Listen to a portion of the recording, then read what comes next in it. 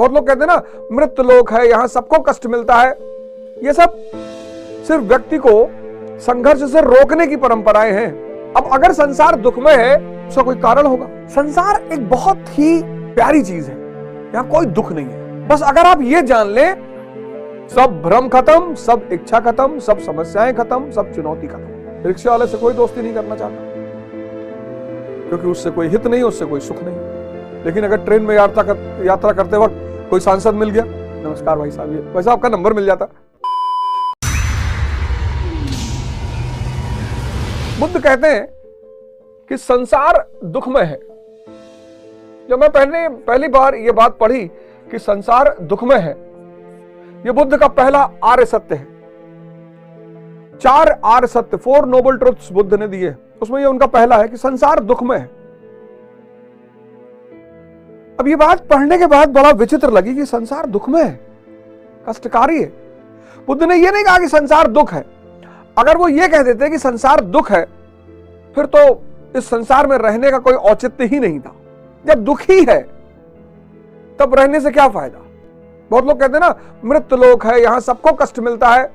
ये सब सिर्फ व्यक्ति को संघर्ष से रोकने की परंपराएं हैं। कितनी बड़ी बात कही बुद्ध ने कि संसार दुखमय है। अब अगर संसार दुखमय है, तो उसका कोई कारण होगा।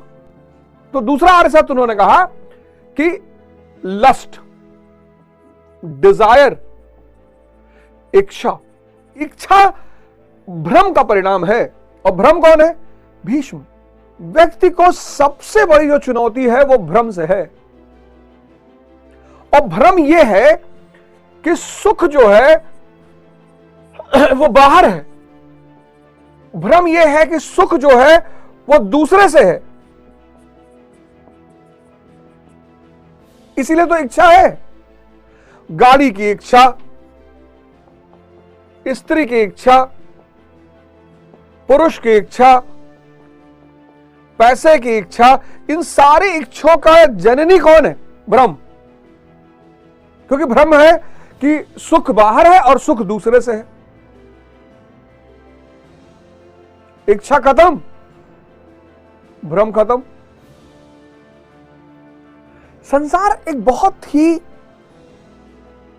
प्यारी चीज है, यहां कोई दुख नहीं है। बस अगर आप यह जान लें कि गुरु की शरण में आकर, इसीलिए भारत ने बहुत महत्व दिया गुरु पर।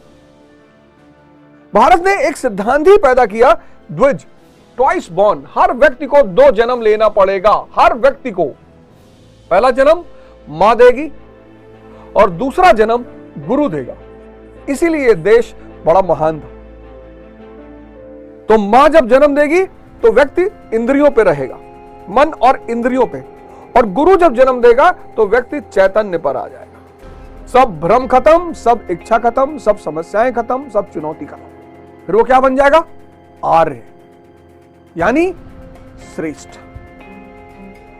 और ये हक हर मनुष्य को है।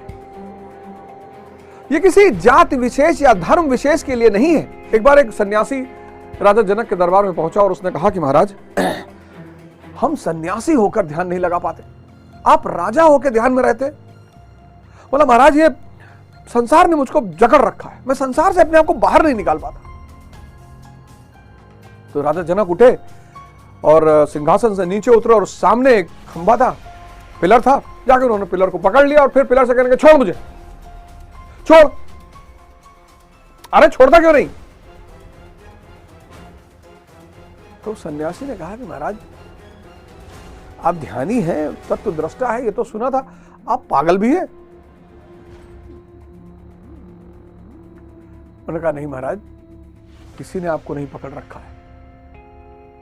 आपने अपने हित, अपने सुख के लिए सबको पकड़ रखा है। किसी ने आपको नहीं पकड़ रखा है। इस दुनिया में किसी ने किसी को नहीं पकड़ रखा है। हमने अपने हित और अपने सुख के उद्देश्य से हर आदमी को पकड़ रखा है और पकड़ना चाहते हैं।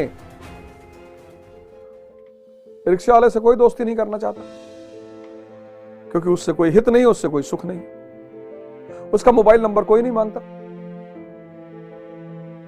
लेकिन अगर ट्रेन में यात्रा करते वक्त कोई सांसद मिल गया, नमस्कार भाई साहब, ये भाई साहब का नंबर मिल जाता।